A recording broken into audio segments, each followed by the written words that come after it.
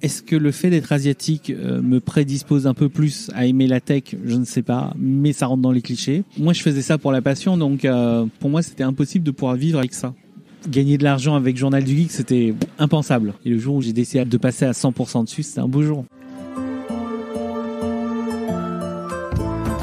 Toute ma vie tourne autour de la nourriture, donc je pense que ça, c'est assez asiatique. En tant qu'asiatique, on nous a longtemps mis dans des cases. Je suis donc française, j'ai été adoptée et je suis d'origine vietnamienne. Je pense que mon attitude, c'est aussi d'infiltrer tous les espaces artistiques et créatifs avec nos histoires. Et je suis d'origine sino-cambodgienne. Mais moi, mon attitude, c'est de me raconter en tant qu'asiatique. Bienvenue sur Asiatitude, le podcast qui interroge des personnalités asiatiques de France. Pourquoi Asiatitude ? Parce que je pense qu'être asiatique, c'est bien plus qu'une origine. C'est une identité, c'est une fierté, c'est une façon d'être, une attitude ou plutôt des attitudes. Plusieurs choses rassemblent les personnes de la communauté asiatique de France. Nos cultures, nos histoires, mais d'autres sont uniques et propres à chacune et chacun. Je suis Amanda, sino-cambodgienne Tétio, thaïlandaise, de nationalité française. Je vous emmène à la rencontre d'une personnalité asiatique. Et quelquefois, j'invite une ou plusieurs personnes à discuter d'un thème en particulier dans des épisodes bonus. Pour suggérer des thèmes, des invités ou proposer votre témoignage, envoyez-moi un mail. Toutes les informations sont en description de l'épisode. À tout de suite avec l'invité de la semaine. Bonjour Anne. Bonjour Amanda. Comment vas-tu ? Bah écoute, ça va très très bien. Il fait beau. Que demande le peuple ? Du coup, toi, je te connais tout simplement parce que tu es journaliste et Oui. j'ai été amenée à travailler avec toi. Tout à fait. Est-ce que tu peux te présenter en quelques mots ? Alors c'est toujours très dur de se présenter, donc je me présente, donc Anne Fan. Je suis le créateur d'un site qui s'appelle Journal du Geek et je suis aussi animateur pour une chaîne de télé dédiée aux jeux vidéo qui s'appelle Game One. Quel âge tu as ? Oh là là, c'est un truc Oh non, qu'on je demande te jamais. demande pas. Bon, bah c'est bon, on passe à autre non, chose. je veux pas. Quelles sont tes origines ? Je suis d'origine vietnamienne, à 100%. Voilà. Est-ce que tu peux nous parler de qui était le petit Han Fan ? Bah, le petit Han Fan était finalement un gamin, tout ce qui est plus classique, enfant d'immigrés, de parents qui ont fui le Vietnam dans le milieu des années 70, et donc qui a grandi avec ça en même temps, c'est-à-dire qu'avec des parents qui connaissaient pas forcément la langue française, qui n'avaient pas spécialement d'argent, et puis surtout avec cette culture et cette éducation quand même très asiatique, assez commune aussi bien chez les Chinois que les Vietnamiens ou que les Cambodgiens, Thaïlandais. Mon vrai truc, mon kiff, c'était le dessin. Donc quand j'étais petit, franchement, je voulais devenir architecte ou un truc dans le genre. C'était vraiment mon kiff. Maintenant, avec les parents asiatiques qui te disent oui, mais le dessin, ça rapporte pas beaucoup d'argent, ça t'assure pas de quoi vivre. Et pourtant, mes parents, ils n'étaient pas dans le mode. Ça, pour eux, c'était pas forcément genre, fallait pas que t'atteignes l'excellence dans la scolarité, mais juste que tu choisisses bien ton truc pour que t'aies de quoi subvenir à tes propres besoins, créer ta famille, etc. Ouais, c'était pas à te pousser pour aller très très loin, enfin être médecin par exemple. Bah, ils auraient voulu, clairement. Ça serait mentir de se dire qu'ils voulaient pas que je sois médecin, pharmacien, dentiste ou ingénieur. Et au final, je me suis orienté vers des études d'ingénierie et c'était ce qui m'a, voilà, c'est comme ça que j'ai commencé ma carrière professionnelle, tout simplement, quoi. Ok. Qu'est-ce qui a expliqué ce switch de la passion du dessin à l'informatique ? Les parents, tout simplement. Ouais, c'est pas vraiment une les question parents. de ma passion du dessin ou de ce côté un peu plus artistique, etc. C'était une passion, mais avec comment dire, cette notion qu'on t'inculque quand t'es enfant asiatique, qui est que quoi qu'il arrive, plus tard, ta passion te fera pas vivre. Il faudra juste quelque chose qui te ramène de l'argent. Et c'est très drôle parce que c'est dans cette culture qui est de dire que ta passion te fait pas vivre. Tu fais quelque chose que t'aimes pas pour avoir de l'argent, et c'est cet argent qui va financer ta passion. Ou un truc dans le genre, quoi. Ouais. Complexe. Voilà. Et pourquoi tu penses que je t'ai invité sur ce podcast, Asiatitude ? Ah, aucune idée. Alors là, franchement, non, mais je pense que c'est pour partager une expérience que on a tous cette expérience avec des points communs, mais aussi avec des points différenciants entre asiatiques, fils ou filles d'immigrés. Donc à partir de là, c'est toujours sympa de partager. En plus, c'est un truc, je sais qu'on en avait déjà discuté avant, en amont, et on discutait sur le fait que effectivement, quand j'étais plus jeune, j'avais fait une sorte de rejet de la communauté asiatique. Tout simplement parce qu'on était en France et qu'en France, c'était vraiment ce concept d'intégration. Il fallait s'intégrer, il fallait être limite invisible. Il fallait qu'on se mélange, en fait. Fallait qu'on s'assimile ou qu'on se mélange. Un peu des deux en fait, à la fois de l'assimilation. En fait, le but ultime, c'était de se dire que, et c'est là où tout le monde aurait voulu que ça arrive, c'est-à-dire que effectivement, que quelqu'un s'adresse à moi, il ne voit même pas la partie asiatique. Et quand est-ce que tu l'as noté que tu étais asiatique ? Je l'ai noté assez tôt en fait. Je l'ai noté déjà à l'école primaire. Il y avait 2 points qui m'ont marqué sur le fait que je sois asiatique et pas forcément français. La première chose, c'était les parents. Mis à part qu'ils parlaient vietnamien à la maison, que voilà, on s'adressait, on parlait entre nous en vietnamien et en dehors j'étais en français. J'ai vite compris, à 6 ans, que j'allais apprendre le français assez vite et que je savais que à un moment donné, je crois que c'était parce que j'ai posé des questions à mes parents et au bout d'un moment, mes parents ne pouvaient plus répondre. Pourquoi on disait tel mot, pourquoi ça veut dire ça et tout ça. Donc tel le gamin hyper chiant en fait, en vrai. Non, mais et, si, on peut le dire. Tel n'importe quel gamin qui arrête pas de faire pourquoi. Et qui veut en fait, comprendre. tu réalises à un moment, tu te rends compte que tes parents ne pourront pas répondre tout simplement parce que c'est pas leur langue maternelle et ils vont pas pouvoir t'expliquer la grammaire, ils vont pas pouvoir t'expliquer plein de choses qui eux-mêmes ne maîtrisent pas. Donc à partir de là, c'est là que j'ai compris déjà que potentiellement j'étais un peu différent, qu'il allait falloir que je compte que sur moi-même sur ça. Donc dans tout ton parcours scolaire, tu t'es débrouillé toi-même sans l'aide de tes parents ? Oui. C'est ça ? C'est ça. À chaque expérience de vie, pendant toutes ces étapes qui sont importantes. Bien sûr. Passer le brevet des collèges, le bac, ensuite dans tes choix d'orientation scolaire. Typiquement, tu vois, le brevet, c'est une autre expérience qui est assez intéressante. Le brevet, je ne savais même pas ce que c'était en fait. Je me suis retrouvé à la fin de la 3e avec le brevet, sans l'avoir à vraiment, parce qu'à l'époque c'était contrôle continu plus le diplôme plus. En fait, t'as cumulé des points. Voilà, moi j'ai accumulé les points, donc je l'ai eu. Et je crois que c'est toujours à cette époque. D'accord, ok, bon ça va. Et du coup, je l'ai eu assez facilement, et ça c'était plutôt cool. Mais typiquement, en fait, j'ai réalisé à ce moment-là, après l'avoir eu, que en fait mes potes, ils étaient au courant de ça depuis longtemps.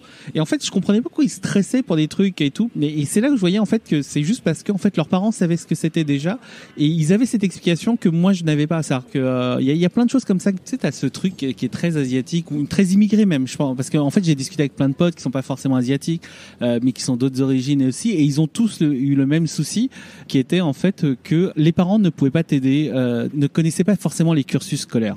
Quand ils arrivent et tout, ils connaissaient pas forcément les cursus scolaires. Donc du coup, ils avaient le réflexe de dire que la seule solution de t'en sortir, c'est d'être bon. Quand t'es bon à l'école, c'est censé te porter partout en fait. C'est ça. Sauf que même si tu peux être bon, si tu prends le mauvais cursus, voilà. Et c'était un peu ça le problème en fait. C'était que tu te laissais porter parce que t'avais des plutôt bonnes notes et t'allais là où ça allait et puis un jour advienne que pourra quoi. Ouais. Mais en fait, c'est que tu suis la tendance et si t'es très bon dans cette tendance, ça ne peut que être. Oui, c'est que tu porteur. Exactement. Donc c'était un truc un peu bizarre quoi. Donc bon. On fait avec. Et pour revenir juste à la question originale qui était quand même de savoir quand est-ce que j'ai su que j'étais un peu plus asiatique que la moyenne, que les autres, on va dire. C'était en CE2 tout simplement. En CE2, j'avais un maître qui était, alors maintenant que je réalise, je sais qu'il était un chouïa raciste. Il m'avait pris en grippe. Tout simplement parce que j'étais meilleur qu'un de ses élèves chouchou, je sais pas comment dire. Et en fait, tu vois, c'était, je me souviens de la scène qui était assez drôle.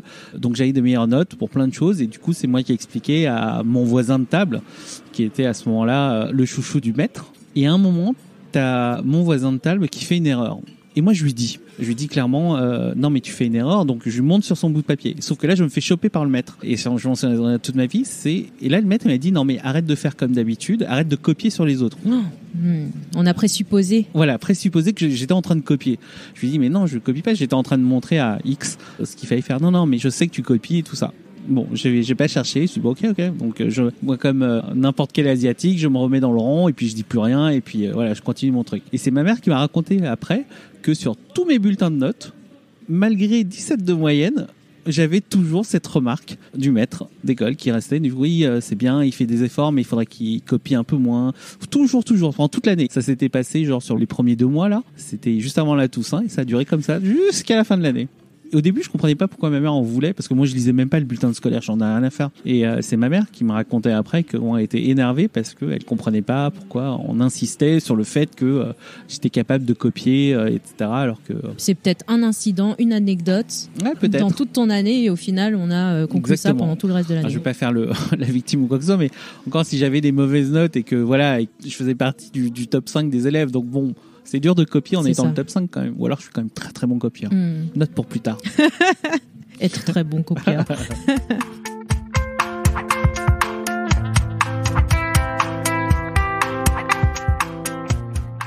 Du coup, ça nous amène au fait qu'aujourd'hui, tu es journaliste, que tu es aussi présentateur pour Game One, c'est ça ? Ouais. Et tu as créé le Journal du Geek. Est-ce que tu peux nous parler de cette expérience, de ton aventure entrepreneuriale et qui aujourd'hui fait que tu es quelqu'un de très connu dans la sphère tech ? Bah écoute, j'ai jamais dessiné quoi qu'il arrive et j'aime la tech. Parce que voilà, c'est fun. J'ai aimé les jeux vidéo, je suis tombé dedans assez vite et tout. Donc pour un jeu vidéo informatique, c'était un peu le même univers. Donc c'est comme ça que je me suis mis à vouloir en fait de partager ma passion. À l'époque où j'ai lancé le Journal du Geek, c'était en 2004 et c'est bien avant, encore un peu avant déjà. J'avais une passion pour ce qu'on appelait les PDA. C'était pour Personal Digital Assistant et c'est une sorte de carnet. C'est pas un agenda électronique ? Un agenda électronique, voilà, je cherchais le terme. Donc un agenda électronique et tu mettais juste tes contacts, ton agenda et puis tu étais content, tout marchait avec un stylet. Donc je faisais ça et c'était assez funky. Et pour moi c'est une passion, donc je participais à des forums comme ça. Et parallèlement à ça, donc j'étais développeur, ingénieur en informatique. Donc du coup je créais des sites pour une boîte, donc qui faisait des sites pour le comité d'entreprise. Et moi j'avais créé un moteur pour cette boîte-là. Et ce moteur, je l'ai testé, ça marchait très bien pour... Moteur, est-ce que tu peux expliquer ? Alors en fait, c'était avant l'époque des WordPress maintenant. En gros, au début des années 2000, c'était à peine le début des sites internet dynamiques. Okay. C'est-à-dire qu'avant, quand on voulait créer une page web, on écrivait la page web de A à Z. Si on devait changer quelque chose, on devait changer la page web en elle-même. Et c'est qu'après seulement est venue l'idée de ce qu'on appelait un CMS, un Content Manager System, qui était donc de créer une sorte de moteur et que du coup, quand tu veux changer du contenu, tu as juste à changer une partie et tout se faisait en dynamique. Et donc c'était génial. Et donc moi, je faisais ça en mode client-serveur pour des grosses boîtes et je m'étais dit, tiens, il fallait que je teste ce moteur pour tester les performances de ce moteur et tout. Et voilà. Et au bout d'un moment, il me restait quand même, j'avais pris ce nom de domaine pour le fun, Journal du Geek. Petite anecdote, il y a eu un autre nom de domaine qui était geekinside.net. Donc j'avais repris et copié un peu le truc d'Intel et tout, et bref, à ma sauce. Et voilà, et donc quand je me suis retrouvé avec le nom de domaine, je me suis dit, je vais faire un truc pour mes amis. À la base, Journal du Geek, c'était un vrai truc pour mes amis, c'est-à-dire que comme je travaillais sur Internet, je découvrais plein de choses. C'était pour partager en fait. Ouais, c'est plein de choses dans le net et je voulais partager ça avec mes amis qui n'étaient pas dans le web. Et je m'étais dit, je vais créer un tout petit site avec des liens vers des trucs que je trouve intéressants et que peut-être qu'un jour, je les partage à mes potes, ils pourront les regarder, ils pourront les retrouver et tout. Et comme ça, le week-end, on pouvait en discuter. Parce que voilà quoi. Donc c'était une façon de diriger un peu vers la conversation que je voulais. Et comme tous les sites à l'époque que tu crées ou tout ce que tu faisais sur le web, personne venait. Aucun de tes amis venait. Mais vraiment, personne de chez personne. Mais des inconnus, totalement inconnus, sont arrivés et ils ont commencé à partager, à se dire c'est cool ce que tu fais et tout, c'est bien. Merci. En France, oui, c'est des Français. Donc ça a commencé par une petite dizaine, puis une petite centaine et tout, et petit à petit, je me suis pris au jeu de partager de plus en plus. Et à un moment, j'ai commencé à me dire, je vais peut-être écrire un peu plus quand même, histoire d'étoffer mon édito et trucs et tout. Et c'est comme ça que de fil en aiguille, tu pars d'une personne et t'arrives au Journal du Geek d'aujourd'hui, quoi. Aujourd'hui, ça représente combien en termes d'audience ? Ça représente en fonction des mois et tout, on est en une moyenne de 4,5 millions de visiteurs uniques par mois. Ah ouais. Quand est-ce que tu as quitté ton poste d'ingénieur informatique à te lancer dans l'entrepreneuriat ? Il m'a fallu 2 ans. Ah oui. 2 ans pour me lancer. Parce qu'en fait, je connaissais pas du tout le métier. Moi, je faisais ça pour la passion, donc pour moi, c'était impossible de pouvoir vivre avec ça, de pouvoir travailler ça. Pour moi, je travaille à côté et exactement, on en revient à l'éducation asiatique. Je travaille pour me payer cette passion. Gagner de l'argent avec Journal du Geek, c'était impensable. Donc du coup, je continuais comme ça. Sauf qu'à un moment, quand même, il y a des régies publicitaires qui ont commencé à me contacter. Et ça, au bout de 2 ans ? Non, ou bien un petit peu avant. Ils ont essayé de me contacter bien avant. Sauf que comme toute chose que tu crées au départ, c'est non, moi je veux être indépendant, je veux pas faire de la pub. La pub c'est mal, je veux pas faire ça et tout. Et voilà quoi. Donc du coup, je laisse passer le truc et je vois que les régies publicitaires reviennent et ça commence à devenir des sommes de plus en plus conséquentes. Il y a des choses qui peuvent se faire et là je commence à faire un petit calcul quand même, à me dire admettons que je gagne ne serait-ce que le SMIC et que j'enlève toutes les dépenses, combien ça me coûtait de payer des produits, etc. et tout. Et est-ce que parce que tu autofinançais en fait. Au départ. je pensais que c'était du coup offert par les marques, mais c'est vraiment pas du départ. Tout. Oh là là, très honnêtement, quand je suis arrivé dans le monde du journalisme, je ne connaissais même pas les marques en fait. Donc les marques ne me connaissaient pas, je ne connaissais pas les marques et surtout je ne connaissais pas le milieu du journalisme dans la technologie avec des prêts, avec des tests, avec des dotations, avec des conférences de presse. Donc quand j'ai fait le truc, j'ai fait je peux mettre de la pub sur du contenu que je crée de A à Z. Donc c'était plutôt cool quoi. Et à un moment, t'as une marque qui m'a contacté, je me souviens parce que et en plus quand j'ai accepté enfin les pubs pour m'autofinancer, pour me dire que j'allais vivre avec le SMIC, c'était nickel. Je m'étais dit voilà, c'est cool, mais maintenant le summum du summum en fait en vrai, c'est que je puisse recevoir l'information directement de la marque. Et pour moi, recevoir l'information directement de la marque, c'était juste recevoir le jour du lancement de produit le communiqué de presse, un communiqué de presse. Et il y a une marque qui m'a contacté à ce moment-là pour me dire voilà Anne, dans 2 semaines on lance un téléphone, est-ce que tu veux le tester? Moi je fais ok, je veux bien le tester et tout. Et dans ma tête, forcément, j'avais pas cette notion de pré-produit, de tout ce qui est lié au monde du journalisme et tout ce qui va avec. Exclusivité produit, tu veux dire? Même exclusivité pas produit exclusivité. Avant le lancement. Alors ça, déjà, j'en avais aucun. Mais vraiment aucune connaissance. Et le pire, c'est que j'avais, pour moi, un pré-produit, c'était genre une demi-journée. Donc, je me souviens, c'était un lundi. Je me dis, bon, alors, s'il m'envoie le produit aujourd'hui en colissimo, parce qu'en plus, je connaissais pas les coursiers, moi. C'était quoi les coursiers pour moi? Envoyez-moi un produit par colissimo. Donc, ça part lundi. Au mieux, ça arrive mardi ou mercredi. Je peux déballer, faire quelques photos, m'amuser avec mercredi après-midi. Mercredi avant 18h, parce que la poste ferme tôt. À 18h, je repasse au colissimo, je le renvoie, et puis il le reçoit. Mais en fin de semaine, c'était réglé, quoi. Moi, j'aurais joué une demi-journée avec et j'aurais été content. Et c'est là que la marque me disait non, mais on peut te laisser 2 ou 3 semaines, il n'y a pas de souci, le produit n'est pas sorti et tout, t'as qu'à jouer avec et tout, quoi. Et je fais ah bon, je peux garder un produit 2-3 semaines, c'est génialissime en vrai. Et pire, après je dis ah ok, bon dans ce cas, ok, j'écrirai dessus quand je le recevrai dans 2 ou 3 jours. Ah non, mais on t'envoie un coursier là. J'ai commencé un coursier. Quoi? Vous payez un coursier? T'as tout découvert. Mais tout en même temps. J'ai quoi? Vous envoyez un coursier là? Je reçois tout en même temps là. Oh, et donc au bout d'une heure, j'avais le produit. Tu devais te sentir privilégié quand même. Ah mais j'étais comme sur un nuage quoi. C'était fou. Et c'est comme ça que j'ai commencé à découvrir le monde du journalisme et à voir petit à petit ce que je pouvais faire avec ou pas.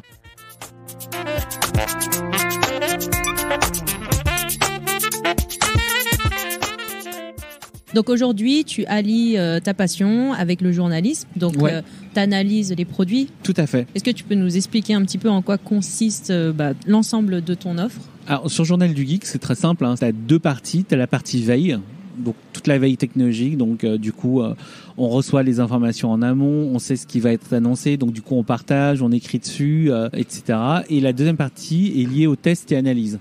Donc l'analyse de choses du marché, les tests produits, quand on te prête un smartphone, comment il réagit au quotidien, est-ce que ça marche bien, est-ce qu'il y a des défauts, etc. Donc ça c'est vraiment à quoi se résume facilement le Journal du Geek en soi. Et aujourd'hui, c'est combien de personnes qui travaillent avec toi? Journal du Geek, on est 18 en tout. Donc là-dedans, tu as la moitié qui est liée à la rédaction de diverses choses et l'autre moitié qui est au business développement. Donc développeurs, commerciaux, etc. Parce que du coup, on s'autofinance par nous-mêmes. Combien de temps as-tu travaillé seul sur le Journal du Geek avant d'employer ton première personne, pigiste ou autre? En gros, j'ai travaillé seul pendant 4 ans. De 2004 à 2008 en fait. J'ai tout fait. Développement, graphisme, écriture. J'avais des journées mais complètement folles. Je me souviens en plus sur la période avant d'être entrepreneur où j'étais à 100% dessus. Donc je bossais dans la journée et le soir je rentrais et tout. Et je faisais des trucs de minuit à 2h du matin. Épuisant. Je peux pas dire que c'était épuisant parce que quand c'est lié à ta passion, en fait, t'as une énergie qui est débordante, qui est folle, qui fait que tu fais des choses que t'aurais pas fait pour quelqu'un d'autre en entreprise ou quoi que ce soit. Donc c'est pour ça que pour moi c'est un truc de fou parce que j'arrivais à tout maintenir et le jour où j'ai décidé de passer à 100% dessus, c'était un beau jour. Magnifique. Et est-ce que tu peux nous raconter une journée type en tant qu'entrepreneur et aussi à la tête d'un journal du geek? Oh là là. Est-ce qu'il y a une journée type déjà? Non, il n'y a pas forcément une journée type, mais la première phase, en général, c'est réveil vers 7-8 heures du matin, quoi qu'il arrive. Et puis là, en prenant ton petit-déj, c'est de la veille technologique. Tu fais de la veille pendant 1 heure, 1 heure et demie. Et vers 8h30, 9h, le but, c'est de voir avec les équipes rédactionnelles ce dont on va parler aujourd'hui, voilà, sur la journée. sur l'actualité, sur des choses comme ça. Ensuite, en fonction de la période, je veux dire pré-Covid et post-Covid, il peut y avoir des conférences de presse, des rencontres avec des marques, etc. Ça peut prendre 1 heure, 2 heures, voire 3 heures, 4 heures et tout. Et puis après, il y a les tests produits en même temps. Donc, ça peut être genre, je me pose dans un café pour commencer à écrire. Je refais de la veille vers 3-4 heures de l'après-midi. Puis, une fois que la veille est passée, je continue à écrire. Et puis, on arrive en soirée. Et puis, en fonction des soirées, en toute honnêteté, je pense que je suis plus efficace ce soir. Donc, j'aime beaucoup écrire le soir, en fait, parce que c'est une habitude et parce que je pense que je suis mieux là-dedans, quoi. Quelles sont les difficultés que tu as rencontrées pour en arriver là ? Au niveau des difficultés, en toute honnêteté, il y en a eu forcément. Après, je me souviens pas forcément de tout, mais dès le départ, il y a eu forcément les difficultés administratives parce que tu connais pas tout et je suis du genre un peu olé par moment, donc parfois je vais trop vite sur plein de choses, c'est un de mes défauts, hein. Et donc du coup, je fais pas attention à tout et donc du coup, tu te retrouves sur des problèmes administratifs, le temps de comprendre.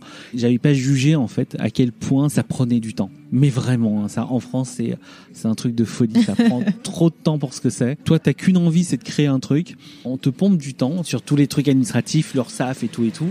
Et donc, forcément, tu te dis que, en espérant qu'un jour ça finisse et que tu puisses faire quand même plus que de l'administratif. Et c'était un peu le cas. Deuxième difficulté, j'ai eu peur à un moment de cette difficulté, peut-être un peu d'arriver de nulle part en fait. Et cette fameuse difficulté, t'as peut-être une légitimité effectivement en tant qu'ingénieur et tout, mais t'as pas une légitimité en tant que journaliste et tout. Et finalement, ça s'est plutôt bien passé. Donc c'est vrai que toi, t'as pas eu la formation journalistique ? Non, pas du tout. En fait, t'es le technicien qui est arrivé plutôt dans le métier de journalisme. Tout à fait. Parce qu'en fait, j'aimais pas écrire, hein. Déjà, quand on te dit, quand t'es môme, les maths, c'est bien. Assure en maths déjà et puis après le reste tu t'en fous. Bah du coup t'assures en maths et puis le français ça te fait chier quoi. Donc je me suis jamais vraiment posé la question du français et puis c'est pour ça que j'étais peut-être pas motivé. Et le fait d'avoir une passion qui m'oblige à écrire, bah du coup c'est peut-être pour ça que ça m'a fait vriller vers ce métier du coup plus journalistique. Et bien évidemment il y a des difficultés mais aussi il y a des très bons moments j'imagine dans toute cette aventure. Ah bah, les très bons moments, du coup, ça te permet de vivre ta passion à 100%. T'aimes quelque chose et on te donne tout pour y arriver. T'aimes les smartphones, du coup, t'as les marques qui te contactent, qui te disent, bah voilà, on va sortir tel ou tel smartphone, tu vas le découvrir en avant-première et tout.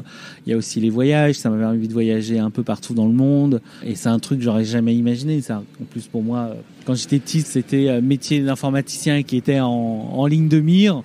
Avec au mieux des déplacements en ville, en France quoi. Je me souviens parce que quand j'ai commencé ma carrière professionnelle, c'était chez Michelin. Les seuls déplacements c'était Clermont-Ferrand au mieux quoi. Donc j'étais là ouf. Donc, pour moi dans ma vie c'était déjà pas mal. Hein. Franchement faire un déplacement avec Clermont-Ferrand, j'étais waouh, la boîte me paye l'hôtel. C'est top, Clermont, on adore. Voilà. Le soir, j'ai eu le droit de manger un buffalo grill parce que j'avais avec un ticket ouf. Entrée plat dessert. Mais oui, j'étais vraiment fou dans ma tête quoi. Et le journaliste m'a fait découvrir le voyage où on te dit bah voilà, il y a un endroit on va lancer tel ou tel smartphone, ce sera à New York, à San Francisco, en Chine, n'importe où. Et là toi tu voyages et tu vas découvrir des nouvelles cultures, tout en nouveau. Et ça change totalement ta life. Et j'ai cru comprendre que du coup, à travers tes voyages, tu prenais des photos. Ouais, j'ai toujours été un gamin rêveur, tout le temps. Et même maintenant, hein, je continue à rêvasser. Je fais partie de ceux qui peuvent rester une demi-journée entière, même une journée, même un week-end, assis dans un canapé en train d'écouter de la musique et rien d'autre, quoi. Et juste faire ça, rien. Et la photo est juste une extension de ce que j'aimais faire quand j'étais môme. Hein. Ça, dessiner, c'était faire travailler ton imagination. Prendre une photo, c'est capturer un moment. C'est le monde de l'image. Avec l'histoire qui va avec ton histoire. L'histoire que tu te donnes avec tout ce que tu as imaginé et tout. Donc la photo suit ce même mouvement, quoi. Donc, et ça, c'est un truc que j'ai toujours aimé, c'était pouvoir capturer un moment. Mon père a toujours été fan de photos. Alors, il a voulu que je sois fan de photos aussi. Et moi, j'ai jamais vraiment voulu parce qu'on n'avait pas forcément les moyens. Et à l'époque, c'était pas l'ère du numérique. Donc, fallait développer chaque pellicule photo. Et c'était pas donné quand même. Donc, du coup, tu fais, ouais, alors, passion, elle coûte un peu cher. Alors que le crayon avec un bout de papier, c'est quand même plus sympa. C'est vrai. Voilà. C'est vrai. Et est-ce que tu penses que ta double culture et ton histoire familiale ont influencé ton parcours ? Bah, si je disais non, ce serait un peu mentir. T'es forcément lié à tout en même temps. C'est-à-dire que, est-ce que le fait d'être asiatique me prédispose un peu plus à aimer la tech ? Je ne sais pas, mais ça rentre dans les clichés. En toute honnêteté, franchement, je pense que oui. Je pense que cette double culture aide forcément à te développer dans ce sens-là. Est-ce que ça t'aide À entreprendre, je pense que non, parce que entreprendre, c'est vraiment quelque chose lié à chacun. Il y a des personnes qui sont nées pour être salariées, il y a d'autres personnes qui sont là pour entreprendre et qui peuvent pas devenir salariés. Donc là, c'est intrinsèque à chacun. Donc c'est pas lié à la culture. La culture, pour moi, elle m'apporte surtout un regard, une sensibilité qui est un peu différente, et j'essaie juste d'avoir assez de recul, que ça me permette d'avoir un certain recul sur tout. C'est-à-dire que typiquement, parce que j'ai cette culture asiatique qui fait en sorte que tu sois toujours au plus bas.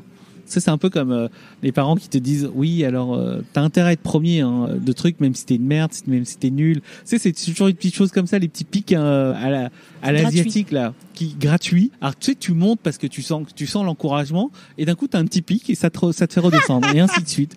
Et ben c'est pareil, ben voilà, ça c'est ça. Et donc du coup ça forme, et dans ma vie ça forge et ça forme aussi, ouais, clairement. Mais ouais, c'est vrai que dans ma vie, du coup, j'ai toujours fait attention à jamais essayer d'être humble. Est-ce que c'est l'humilité? Oui, c'est quelque part de l'humilité. L'humilité parce que c'est comme ça, c'est ta culture, et l'humilité aussi parce que tes parents quand même t'ont bien éduqué sur le fait de pas être trop vantard, de pas trop se vanter de certaines choses, et puis voilà quoi. Et puis on est aussi en France, donc il y a cette culture de la réussite, mais pas trop quoi. Donc et c'est une façon comme une autre de peut-être rester invisible, transparent, sans trop pas faire de remous. Pas trop, ouais voilà, sans trop faire de remous, effectivement. Pourtant, le succès du Journal du Geek a parlé de lui-même, j'ai envie de te dire. Oui. Mais tu vois, typiquement, le Journal du Geek, tu vois, il a été créé quasiment à la même période des blogs. Et maintenant que je fais le lien et surtout tout ce qui se passe, c'est que beaucoup de ce qui s'est créé dans les années Journal du Geek, bah, c'était des blogueurs, puis des influenceurs, puis des youtubeurs et tout ça. Et le point de commun de tout ça, c'était toujours une personne. Et je le voyais, ça, c'était drôle que beaucoup préféraient mettre en avant leur personne. C'est vrai. Alors que moi, dès le départ, Journal du Geek, c'était Journal du Geek, c'était une marque, et que même quand je partageais pendant 3-4 ans, la personne qui partageait, qui écrivait sur Journal du Geek, c'était pas Anne Fan, c'était un pseudonyme, parce que c'était ma vie qui était séparée je séparais ma vie perso de ma vie passion et aussi fantasmagorique, j'en sais rien. Et quel conseil tu donnerais à une personne qui souhaiterait monter un projet de médiathèque ou développer son blog? Alors, monter un médiathèque en 2020, c'est quand même assez compliqué. Je ne sais pas trop quoi donner comme conseil, si ce n'est qu'il faut persévérer. Le travail sur le web, que ça soit en tant que youtubeur, influenceur, instagrammeur, blogueur, site web ou ce que tu veux, il faut voir ça comme un travail de fourmi. C'est-à-dire que en fait, t'as pas de juste milieu, t'as pas ce côté genre t'es pas dans un univers où tu peux profiter d'un petit truc et puis après advienne que pourra. C'est vraiment tu passes de rien à plein de choses en même temps. Et donc pour passer de ce rien à plein de choses, bah il faut travailler. Et pour moi le truc, c'est effectivement il faut un peu de chance, mais ça reste du travail, même si c'est du travail de fourmi. Encourager. Quels sont tes prochains projets? Mes prochains projets, très honnêtement, pour l'instant, j'en ai pas. Ça a toujours développé Journal du Geek, bien évidemment. J'ai des projets édito un tout petit peu plus perso, mais je suis en train de travailler dessus. Donc, pour l'instant, j'ai pas trop de choses à partager. T'as pas envie de spoiler, c'est ça? Ouais, déjà, pas de me spoiler. Parce que je me connais. Si je me spoil, je vais me démotiver et tout ça. Donc, vaut mieux que j'aille à ma vitesse. Et qu'est-ce qu'on peut te souhaiter pour la suite? Bonne chance. Et c'est quoi ton asiatitude à toi? Écoute, juste maintenant, c'est surtout profiter et être le plus vrai possible. En tant qu'asiatique, on nous a longtemps mis dans des cases, ou alors on se mettait nous-mêmes dans des cases et tout. Je pense qu'on commence à devenir une communauté assez forte, la 2e ou 3e génération, à pouvoir mettre des choses et à changer les choses par rapport à nos grands-parents ou à nos parents de première génération qui ont encore le format très asiatique, et on est en train de le changer sur plein de choses, et ça c'est super cool, franchement. J'avais une petite question. Est-ce que tu pourrais nous dire quelque chose en vietnamien? Mais tu me Merde, je sais pas parler vietnamien. Alors, si, je sais parler vietnamien, mais en fait, je suis né en France, j'ai appris le vietnamien qu'avec mes parents. Donc du coup, en fait, quand je suis au Vietnam, je parle bien vietnamien, mais je sais que c'est pas le vietnamien. Forcément. Voilà. Et l'inconvénient, c'est que quand tu me demandes ce que je pourrais te dire là, j'ai que des insultes qui fusent là. Donc du coup, je vais rien dire du tout. Ok, très bien. On peut te retrouver sur Instagram, AnneFan. Exactement. On peut te retrouver aussi sur le Journal du Geek. Exactement. Et sur Game One. Voilà. Merci pour tout. C'est moi. Merci beaucoup pour l'invitation. Échange. Merci beaucoup. Merci d'avoir écouté cet épisode. Ce podcast a été réalisé par toute l'équipe d'Asiatitude. Amanda, animatrice. Mélanie, productrice et réalisatrice. Alice, ingénieure du son. Si vous aimez ce podcast, vous pouvez lui envoyer de la force en vous abonnant, en parlant autour de vous, en nous laissant un commentaire sur Apple Podcast et une petite note, et ou des petits mots d'amour par email ou sur les réseaux sociaux. Tout ça, ça nous permet de nous soutenir et surtout de faire découvrir le podcast, ses thèmes, ses invités à un maximum de monde. Alors merci beaucoup pour vos partages et à bientôt pour le prochain épisode.